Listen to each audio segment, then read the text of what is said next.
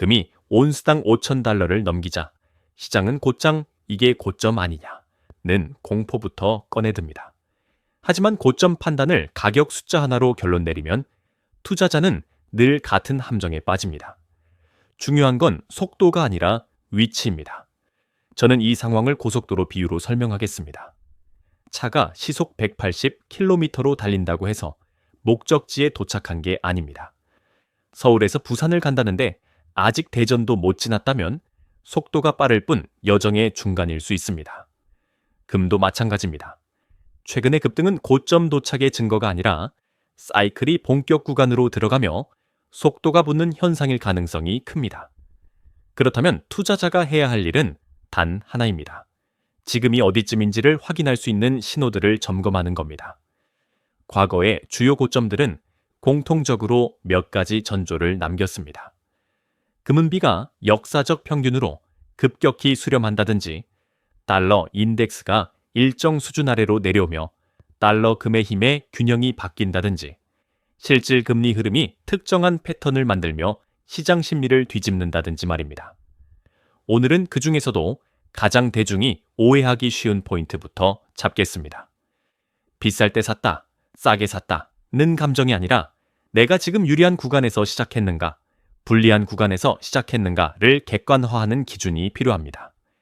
이 기준이 없으면 상승장에서는 조급함 때문에 고점 매수하고 조정장에서는 공포 때문에 저점 매도를 반복합니다. 결국 수익률을 결정하는 건 뉴즈노가 아니라 구간 인식입니다.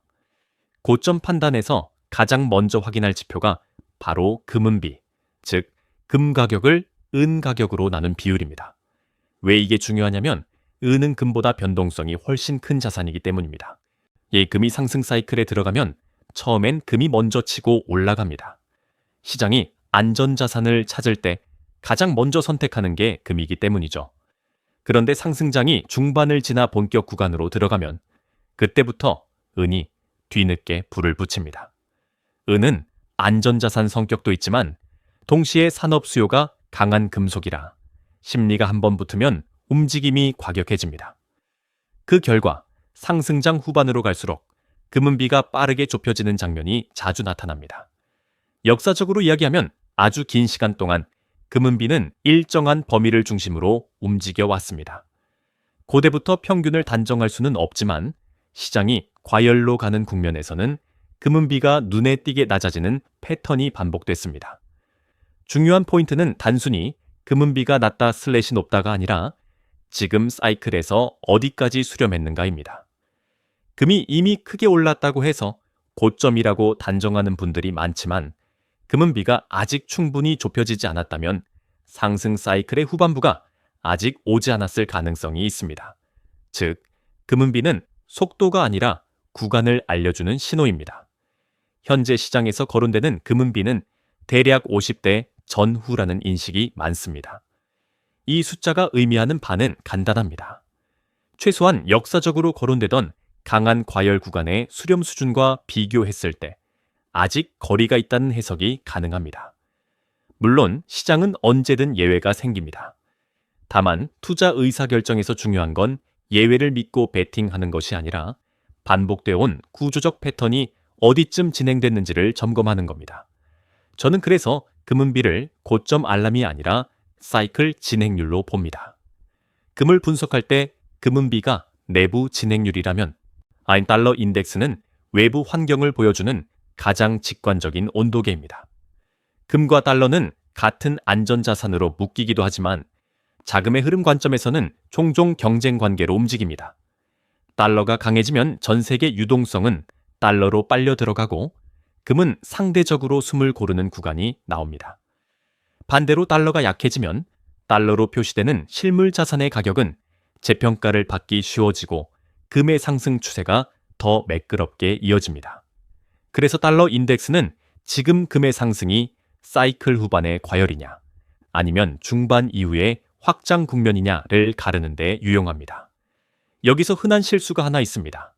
투자자들이 달러 인덱스를 보고 떨어지면 무조건 금이 오르고 오르면 무조건 금이 떨어진다는 단순 공식으로 생각하는 겁니다. 실제 시장은 그렇게 단순하지 않습니다.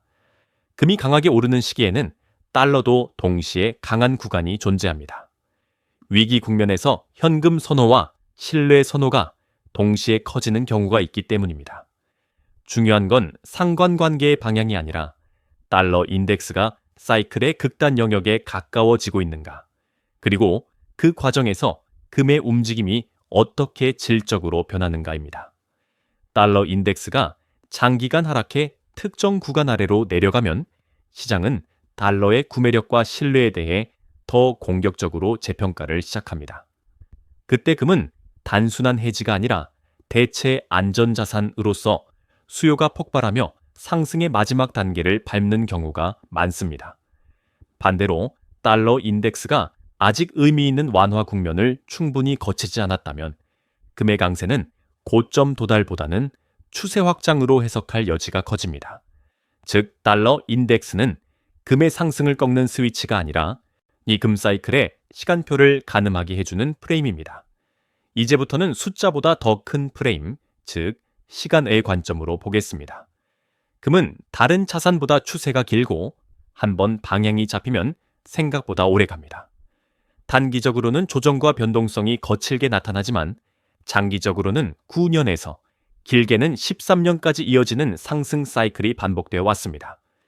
이 말은 무슨 뜻이냐면 금을 단기 매매의 대상으로만 보면 늘 흔들리지만 사이클 자산으로 보면 오히려 판단이 단순해진다는 겁니다. 지금 시장이 공포와 흥분을 동시에 겪는 이유도 여기에 있습니다. 너무 빨리 올랐다는 감정은 단기 프레임이고 이 상승이 어디까지 이어질 수 있나는 장기 프레임입니다. 만약 이번 사이클의 시작점을 2019년 전으로 잡는다면 기간만 놓고 봐도 2026년은 마지막이 아니라 중후반으로 진입하는 구간일 가능성이 큽니다. 여기서 중요한 건 중후반이라는 표현이 곧바로 곧 고점을 의미하지 않는다는 점입니다. 사이클의 중반을 넘는 지점부터 시장은 오히려 더 가파르게 움직입니다. 왜냐하면 상승의 동력이 한 가지에서 여러 가지로 확장되기 때문입니다. 초반에는 일부 투자자와 기관의 선행 매수로 시작하지만 중반 이후에는 중앙은행 수요, 인플레이션 해지 수요, 지정학 리스크 프리미엄, 그리고 달러 신뢰에 대한 구조적 의심이 동시에 겹치면서 추세가 질적으로 바뀝니다. 이때부터는 가격이 오르는 이유가 뉴스 한두 개가 아니라 시스템의 방향이 됩니다. 그래서 2026년을 바라볼 때 제가 강조하는 포인트는 하나입니다. 지금의 상승을 고점이 가까워서 나타난 속도로 해석하기보다는 본격적인 상승장이 열리면서 나타난 속도로 해석할 필요가 있다는 겁니다. 마치 고속도로에 진입하는 순간 같은 엔진이라도 속도가 급격히 붙는 것처럼 말이죠. 물론 그 과정에서 조정은 더 거칠어집니다. 상승장이 강할수록 조정도 강합니다. 하지만 그 조정은 추세의 끝이라기보다 상승 추세 안에서 레버리지를 털고 손바뀜을 만드는 과정일 때가 많습니다. 금 투자에서 가장 어려운 질문은 언제 사느냐보다 언제 파느냐입니다. 특히 상승장이 강해질수록 매도는 더 어렵습니다. 가격이 오르면 더 오를 것 같고 조금만 빠지면 고점 공포가 다시 올라오죠. 그래서 저는 매도 타이밍을 감정이 아니라 구조로 봐야 한다고 강조합니다. 그 구조 중 하나가 바로 실질 금리, 즉 물가를 반영한 금리의 흐름입니다. 실질 금리는 금과 반대로 움직이는 경향이 강합니다. 실질 금리가 내려가면 현금의 실질 가치가 약해지고 그 자리를 금이 채우기 쉽습니다. 반대로 실질 금리가 올라가기 시작하면 금에 불리한 환경이 만들어지죠. 하지만 여기서 또 한 가지 착각이 생깁니다. 실질 금리가 반등하면 팔아야 한다는 단순 결론입니다. 실제로는 반등이 시작된 시점이 이미 늦을 때가 많습니다. 중요한 건 실질 금리가 만들어내는 반복 패턴입니다. 과거 여러 상승장에서는 실질 금리가 바닥을 한 번 찍고 끝난 것이 아니라 3번에 걸쳐 더 낮은 저점을 만들며 내려갔습니다. 첫 번째 저점에서 한 번 반등했다가 다시 더 깊은 두 번째 저점을 만들고 또 반등했다가 마지막으로 가장 깊은 세 번째 저점을 만드는 방식입니다. 이 3저점 구조가 의미하는 바는 명확합니다. 시장의 긴장과 통화 환경의 완화가 한 번에 끝나는 게 아니라 이 파동처럼 반복되며 금의 상승 추세를 단계적으로 밀어올린다는 겁니다. 그렇다면 투자자는 어떻게 활용해야 할까요? 핵심은 꼭대기에서 팔겠다는 욕심을 버리고 후반부 구간을 구조적으로 잡는 것입니다. 실질 금리가 두 번째 저점을 만들고 반등한 뒤 다시 세 번째 저점을 향해 내려가는 과정에서 금의 상승은 종종 더 과격해집니다. 그리고 그 하락 과정이 두 번째 저점 수준을 다시 하회하는 순간 시장은 후반부로 진입할 가능성이 커집니다. 그때부터는 완벽한 최고점이 아니라 고점 근처에서 이익을 실현하는 전략이 합리적입니다. 저는 이를 머리 꼭대기가 아니라 눈이나 입 정도에서 판다라고 표현합니다. 최고점 집착은 실전에서 매도 실패로 이어지고 결국 상승분을 다시 반납하게 만들기 때문입니다. 본격적인 상승장이 시작되면 금 투자에서 가장 위험한 적은 시장이 아니라 내 심리입니다. 변동성이 커지는 순간 사람은 확신과 공포를 번갈아 느끼며 판단을 망가뜨립니다. 오를 때는 더 늦기 전에 들어가야 할 것 같고 떨어질 때는 이게 끝인가 싶어 손이 먼저 나갑니다. 그런데 냉정히 말하면 변동성 확대는 반드시 나쁜 신호가 아닙니다. 오히려 강한 상승장에서는 변동성이 커지는 게 정상입니다. 시장에 관심이 커지고 참여자가 늘어날수록 가격은 더 빠르게 움직이고 조정도 더 깊어집니다. 문제는 그 변동성을 내가 감당할 수 있는 구조로 바꾸지 못할 때 생깁니다. 그래서 저는 첫 번째 원칙으로 분할 매수를 권합니다. 한 번에 올인하면 시장이 흔들릴 때마다 내 계좌도 같이 흔들립니다. 반대로 분할로 접근하면 내가 정확히 저점에서 사지도 못하고 고점에서 사지도 못하더라도 중간 가격대에서 평균 단가가 만들어집니다. 이게 단순히 수익률만의 문제가 아닙니다. 분할 매수는 심리를 통제하는 장치입니다. 상승할 때도 흥분을 줄이고 하락할 때도 공포를 줄입니다. 결과적으로 장기 추세를 끝까지 타게 만드는 가장 현실적인 방법이 됩니다. 두 번째 원칙은 투자 목적을 분명히 하는 겁니다. 금을 단기 매매로 접근하면 뉴스 한 줄에 흔들립니다. 지정학 뉴스가 완화되면 금이 떨어질 것 같고 금리가 조금만 오르면 끝난 것 같고 달러가 반등하면 이제 죽는 것 같죠. 하지만 금의 큰 흐름은 그런 당위 이벤트로 결정되지 않습니다. 금의 장기 동력은 구조입니다. 탈세계화로 공급망 비용이 올라가고 국가 부채가 누적되며 통화가치 방어가 점점 어려워지는 구조. 이 구조는 오늘 한 번의 회담으로 사라지지 않습니다. 그래서 금 투자는 뉴스 호흡이 아니라 큰 호흡으로 해야 합니다. 내가 금을 들고 있는 이유가 화폐 가치 하락에 대한 방어라면 단기 조정은 오히려 추세 안의 흔들림으로 해석해야 합니다. 마지막으로 기억해야 할 점이 있습니다. 상승장은 후반으로 갈수록 더 과격해집니다. 지금도 빠르다고 느끼지만 진짜 변동성은 나중에 더 커질 수 있습니다. 그러니 지금부터 준비해야 합니다. 내 포지션 규모, 매수 방식, 현금 비중, 그리고 무엇보다 왜 금을 들고 있는지에 대한 문장을 하나로 정리해 두세요. 그 문장이 흔들리지 않으면 시장도 덜 무섭습니다. 한국에서 금 투자를 할 때 해외 투자자들과 전혀 다른 변수가 하나 더 붙습니다. 바로 김치 프리미엄입니다. 많은 분들이 금 가격을 볼 때 온스당 달러 가격만 쳐다보는데 국내에서 실물을 사는 순간 수익률을 좌우하는 건 국제 가격뿐 아니라 국내 프리미엄입니다. 김치 프리미엄은 쉽게 말해 한국에서 실물 금이 해외 대비 얼마나 더 비싸게 거래되는지를 나타내는 가격 격차입니다. 이 격차는 단순한 마진이 아니라 국내 수급의 병목과 심리 과열을 동시에 반영합니다. 왜 한국은 이런 현상이 반복될까요? 구조적으로 한국은 금을 대규모로 생산하는 산업 광산이 거의 없고 수입, 유통 과정에도 제약이 많습니다. 물류와 수급이 한 번만 꼬여도 실물 공급이 빠르게 타이트해지고 그 순간 프리미엄이 붙습니다. 특히 시장의 관심이 급격히 커질 때 사람들이 지금 아니면 못 산다는 공포를 가지면 프리미엄은 더 가파르게 올라갑니다. 이때 실물을 매수하면 어떤 일이 생기냐? 국제 금값이 그대로라도 프리미엄이 정상화되는 것만으로도 손실이 발생할 수 있습니다. 즉, 나는 금을 산 게 아니라 프리미엄까지 같이 산 셈이 됩니다. 그래서 저는 김치 프리미엄을 단기 타이밍의 기준이 아니라 유리분리 판정의 기준으로 씁니다. 프리미엄이 낮거나 정상 범주일 때는 실물 매수가 상대적으로 유리합니다.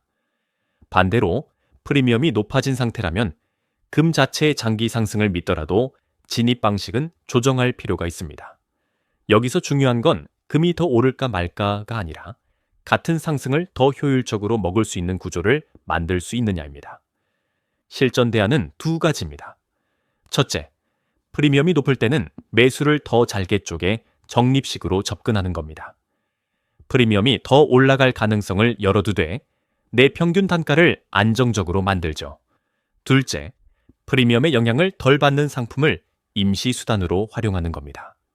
예를 들어 ETF처럼 실물 프리미엄과 직접 연동되지 않는 형태로 먼저 포지션을 만들고 프리미엄이 완화되면 그때 실물로 옮기는 방식입니다. 물론 ETF에는 세금과 구조적 리스크가 있습니다. 하지만 프리미엄이 과열된 구간에서는 완벽한 선택보다 불리함을 줄이는 선택이 더 중요합니다. 김치 프리미엄을 이야기하면 자연스럽게 다음 질문이 따라옵니다. 그럼 실물이 아니라 ETF나 선물로 하면 되지 않나? 결론부터 말하면 상황에 따라선 대안이 될 수 있지만 금 투자에서 종이금은 구조적 리스크를 반드시 이해해야 합니다. 종이금이라는 건 실물이 내 손에 있는 금이 아니라 금을 기반으로 한 계약입니다. 선물, ETF, 각종 파생상품 대부분이 여기에 해당합니다. 평소에는 편리합니다. 보관도 필요 없고 거래도 쉽고 유동성도 좋습니다. 문제는 금이 빛나는 순간이 언제냐는 겁니다. 금은 대체로 세계가 불안할 때, 신뢰가 흔들릴 때, 시스템 리스크가 커질 때 강해집니다. 그런데 바로 그 순간이 종이금의 신뢰가 시험대에 오르는 순간이기도 합니다. 종이금 시장은 실물 대비 규모가 과도하게 큰 구조를 갖고 있습니다. 평소에는 아무 문제가 없습니다. 대부분의 투자자는 실제 인출을 원하지 않고 계약의 가격 변동만으로 수익과 손실을 정리합니다. 그래서 시장은 다들 실물을 찾지 않는다는 가정 위에서 굴러갑니다. 하지만 지정학 위기, 공급 병목, 금융 시스템 불안 같은 사건이 겹치면서 사람들이 갑자기 실물을 달라고 움직이기 시작하면 그때부터 취약성이 드러납니다. 실물은 한정되어 있고 계약은 훨씬 많기 때문입니다. 이 구조가 바로 종이금의 본질적 약점입니다.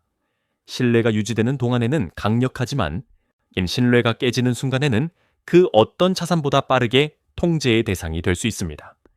실제로 원자재 시장에서는 극단적 변동이 나타나면 거래소가 거래를 중단하거나 기존 거래를 되돌리는 방식으로 시스템을 방어한 사례들이 반복되어 왔습니다.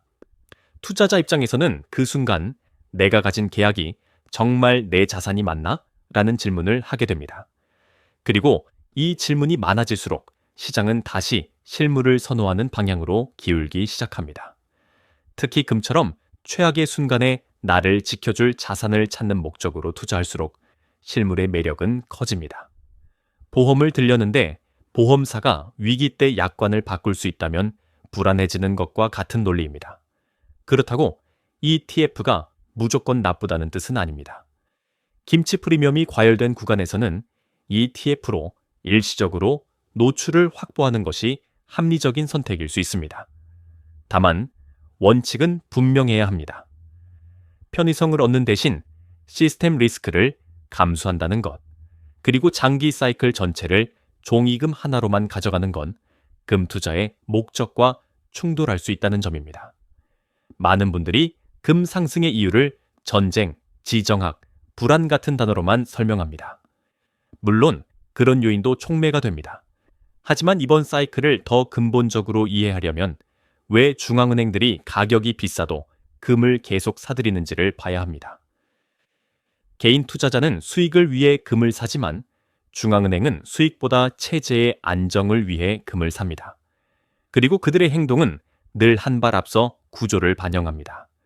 즉, 중앙은행의 매수는 단기 공포가 아니라 장기 신뢰 방향을 말해줍니다.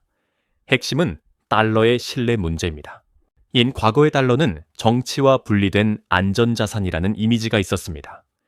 미국 정부가 어떤 결정을 하더라도 달러 시스템 자체는 중립적이고 누구나 사용할 수 있고 위기 때 가치 저장 수단이 될 수 있다는 믿음이 있었죠. 그런데 최근 수년간의 사건들은 그 믿음을 약하게 만들었습니다. 특정 국가가 결제망에서 배제되고 외환 보유액이 동결되며 달러가 정책의 도구로 사용되는 장면이 반복되자 중앙은행들은 하나의 결론에 가까워집니다.